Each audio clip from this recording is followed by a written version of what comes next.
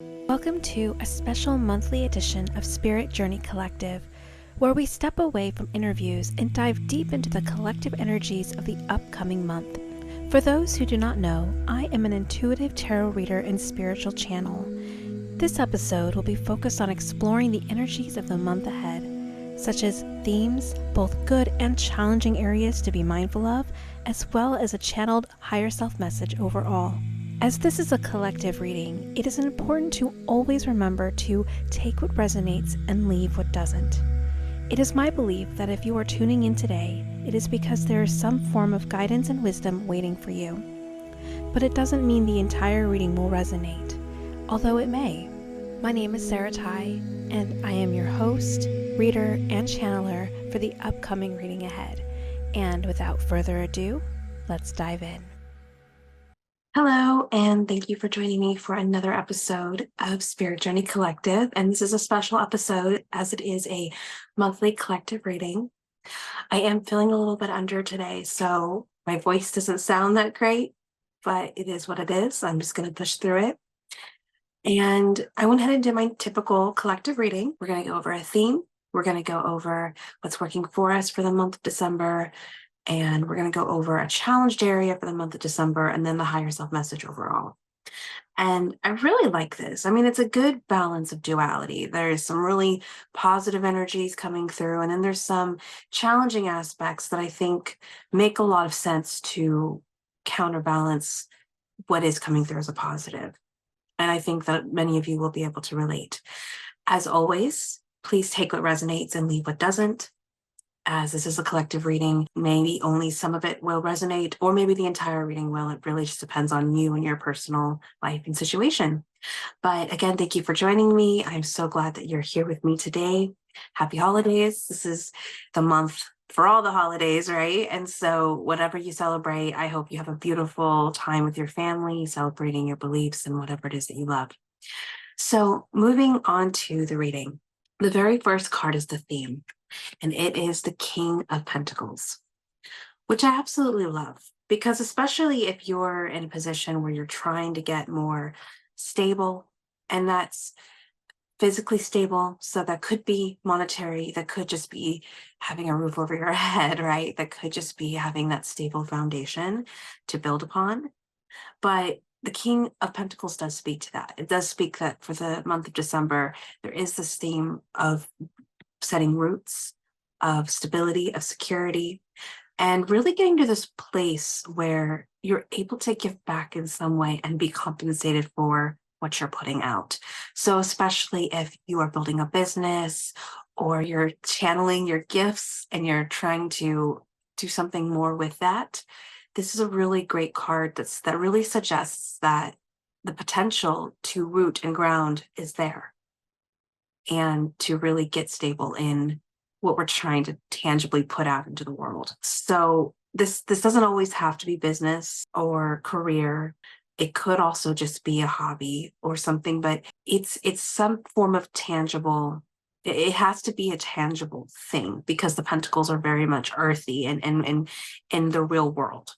So it's something that you're trying to create in the world that will bring you security and stability in some form.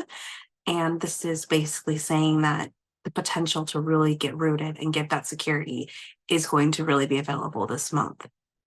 So from here, we're going to go to what is working for us as a positive aspect of December. And we have the Chariot. Such a great card.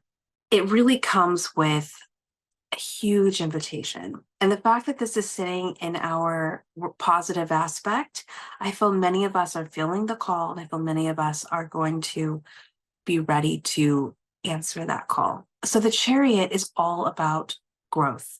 It's about taking up space, stepping into our power, really learning how to command the room when we walk in it, so to speak. And the thing about the Chariot is it is a choice of whether or not you want to grow and take up that space and really just take the reins of your life and not be afraid of where that takes you or where that leads you, and being your own leader and really stepping into your own power. And so I like to use a couple of analogies for the Chariot. One of them is of a crab. So when a crab is in like a small terrarium, it likely won't grow very big, which means the shell that it's in, it might, get a new shell, but the shells that it's going to be upgrading to are going to be the same size because the crab itself isn't going to grow. You put a crab in the ocean, now when its shell starts to get small, it likely is going to shed that shell and go find a bigger one because it's too cramped in there. And so essentially, you're at a space in your life where you're feeling really cramped. You're feeling a little bit like you wish there's a little more wiggle room. You feel this need to expand. But the choice is that sometimes, especially when we've been in this tiny little shell for a long time, it feels really homey and comfy. It feels kind of like, well, I know it's a little bit small, but at least, it's my home and I know what to expect of it. And I've been here a long time and I love this space. Or you can choose to say goodbye to that shell because it served you up to this point. It was a great home for a while. Now it's time to find another home that's going to house a bigger version of you, that's not afraid to be seen, that's not afraid to take up space, that's not afraid to use your voice, and again, take the reins of your life in an unapologetic way. And so if the crab chooses the bigger shell, that does mean that the crab has to rise to the occasion of fitting into the bigger shell. So that's really where we're being called into for the month of December, is in order to really tap into this security and this stability potential, we have to be willing to rise to the occasion. And with this working as a positive aspect, I do feel that most of us that are at the space, and if you're listening right now, you very likely could be here too. You could be ready. You could be kind of scared to let go of your shell because you've, again, been in it for so long, but you're also ready for something new and for something more and for something bigger, and to be done playing small, and that you're ready to shed it. So I love that that's the positive aspect. It's this huge invitation, and I feel like it's an invitation that many of us are ready to say yes to. So a challenging aspect for the month of December is the Ten of Swords reversed. So I love the way that this reading is set up, and we'll get into the other details in a moment, but I really feel like this is really, again, showing the duality when it comes to growth, choosing to take up space, choosing to grow, choosing to expand. There is a duality side to it. There is a side to it that comes with pain, that comes with release, like releasing limiting beliefs and belief systems in general that are holding us back, like narratives that we've been told our whole life that we believed. What lens are we seeing our story out of? Things like that. So in order to choose growth, to choose expansion, we also have to choose to release and shed things that are no longer serving us. So a lot like shedding that shell, well, what does that shedding that shell actually mean?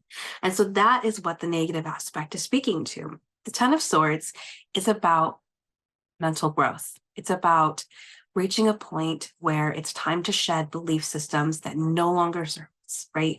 It's, the beliefs of I'm not good enough, or who am I to take up space and take reins of my life, right? Or afraid to be seen, afraid for people to actually see you and hear you and actually put yourself out there.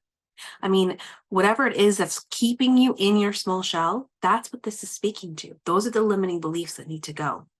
And I will say the negative aspect of this is, even though it's time to shed, and a lot of us are feeling that need, that desire to grow and expand, the Ten of Swords reversed is speaking to resistance. So there's that fear of really shedding and letting go. So for the analogy I'd like to use for the Ten of Swords is a snake shedding its skin. Now, unlike the crab, when the snake is shedding, when the snake sheds its skin, it doesn't have a choice, right? It gets bigger, and then that skin that's housed it for so long has got to go. It doesn't have a choice of, well, do I want to get bigger? Do I want to shed my skin? No, it just happens.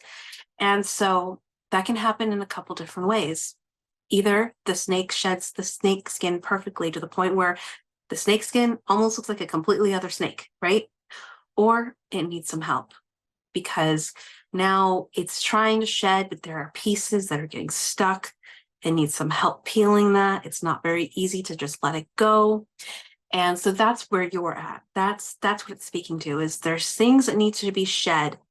Belief systems, narratives, conditioning, all those things, specifically that's keeping you from growing and really tapping into this potential of the King of Pentacles, of the stability and the security and having all that you need like having that foundation, right? Whatever it is specifically that's keeping you from stepping into that is what's got to go. And again, there's this resistance. So likely you feel it, likely you feel like this release trying to happen, but there's a resistance to fully leaning into it and letting go. And that might sound counterintuitive for those of us who know what limiting beliefs are and who have shed some in the past. And of course, this is a continual process. So there's always a new belief that needs to go. So for those of us who understand this concept, you might be like, why the heck would I want to hold on to a limiting belief? And it's not conscious. It's the fact that that limiting belief has held some kind of security for us. It has kept us safe. It has kept us in situations that weren't risky. It has felt somewhat familiar. So we kind of hold on to that because at least we know what to expect when we have the limiting belief. We know we're not going anywhere. Versus when we release that limiting belief, now we actually have space to go somewhere else, to do something different, to have a new experience that the limiting belief would not have allowed us to have. And that's very scary, especially to the mind. The mind likes to be safe. And in order to step into the role of the chariot, you need to risk. You need to be willing to do the scary and uncomfortable thing to up level. And so that negative aspect for the month of December is just saying, what is holding you back from releasing those beliefs, from releasing those narratives? What really is the root cause and the root reason that you're hanging on so tightly? And how can you lean into the release of it? And you can even thank it for being there, even though it probably didn't do a whole lot of good for you. You could still thank it for what it was trying to do, which again was to keep us safe. If that helps honor that limiting beliefs, that way it can pass a little easier. That's one way to do it too. But it's just saying that in order to step into the chariot, you have to be willing to release these negative beliefs. And there's resistance there. So to just be really mindful of the resistance and how can you push through that and still release so you can step into that chariot energy. So your higher self message, I have 2 cards. Normally it's just one, but I pulled a clarifier because I needed a little bit more information. It's the Tower. And the clarifier card I pulled for that is the Ace of Swords. So I know the Tower looks a little scary. And a lot of people who know even a little bit about tarot might even be a little bit concerned when they see the Tower. So the Tower is one of those cards that gets a bad rap because it does come with destruction and chaos a lot of the times.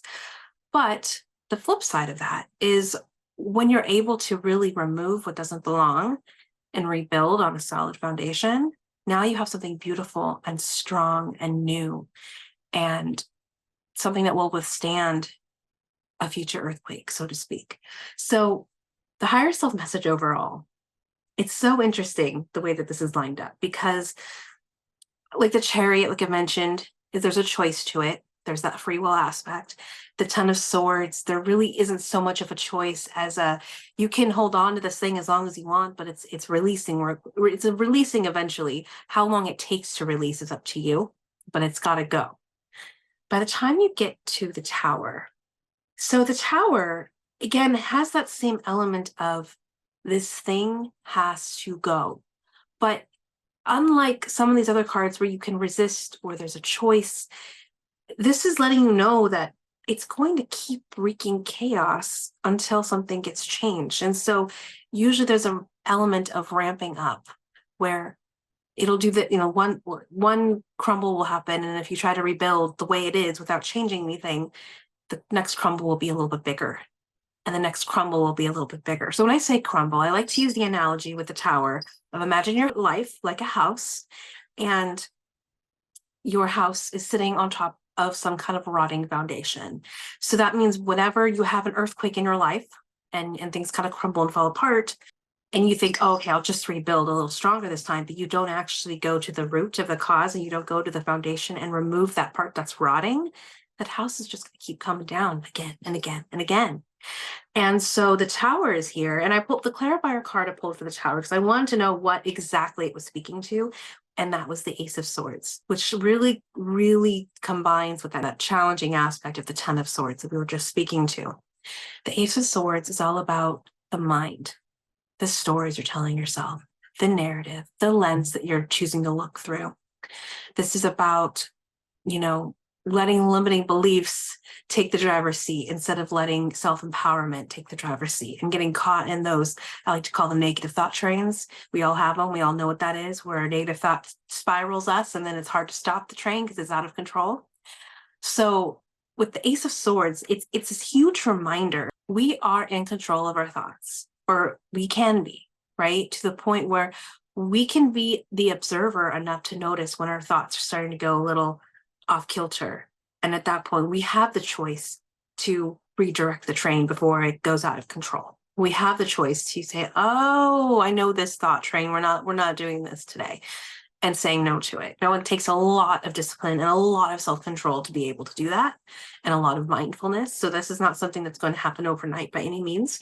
But this card next to the Tower, as the clarifier for the Tower, it's really saying that at this point in time, these limiting beliefs that we have that are keeping us from being stable and secure in our life, that's what's got to go. And until we start believing in ourselves and believing that things are possible for us, and changing that narrative and changing the lens that we're choosing to view our story out of, things are going to keep wreaking havoc in our life until we finally decide to choose us, until we finally decide to release these limiting beliefs and actually start believing in ourselves, actually start stepping into that driver's seat like the chariot is inviting us to do, and really taking command of our lives and stepping into our power. And so again, the Tower, the hugest invitation is get rid of the thing that's rotting. And in this case, it's our mind. It's our belief systems. It's our conditions. So sometimes we have beliefs that aren't even ours, that we didn't even create on our own. It was given to us. Someone told us, this is your belief, when we were children, and we just accepted it without questioning it. So, there's a lot to unpeel here, but there's definitely, most likely, if you're listening to this, you're in this place where you need to grow, and you need to release things that are holding you back. It's like holding you down like an anchor or a weight or baggage, right? You feel this need to really just like expand and just let go of all those things that are telling us we can't do it. But there's also a lot of resistance around that. So I just would encourage you this month to really figure out, like, what is it that I'm so afraid of, that I'd rather stay the crab in the tiny shell than be the crab that releases that tiny shell and finds the bigger one. What makes me feel like I have to stay small? What makes me feel like I can't step into my own power and take the reins of my life and be seen and be heard? Why is that so scary?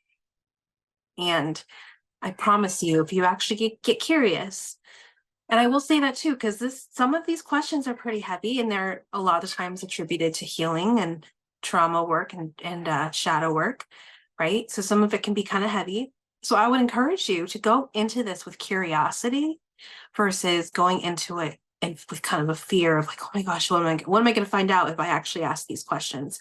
Go into it with curiosity, like you're an investigator. Like, oh, what could it be that's keeping me from being bigger, like from taking up space? What is keeping me from that? This card right here, the King of Pentacles, I really feel like this is saying, this is what your end goal is. Your end goal is getting out of your own way so you can build upon the success that's already rightfully yours and is trying to connect with you. But what is it on your end that you're afraid of that's keeping you small? So I hope that this resonated and gave you some direction and guidance.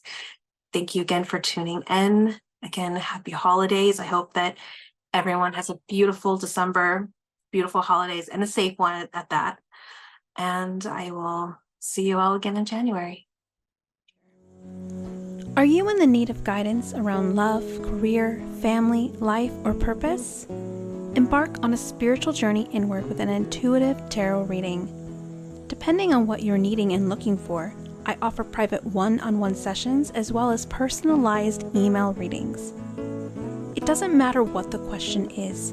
A reading with me provides connection with your higher self, offering curated personal messages, or what I like to refer to as spiritual roadmaps, guiding you to the future outcome you desire. Readings are insightful and affordable. If you'd like more information or to schedule a reading with me, please see the link below. Thank you for joining me on another inspiring episode. Remember, your purpose is a unique and unfolding path.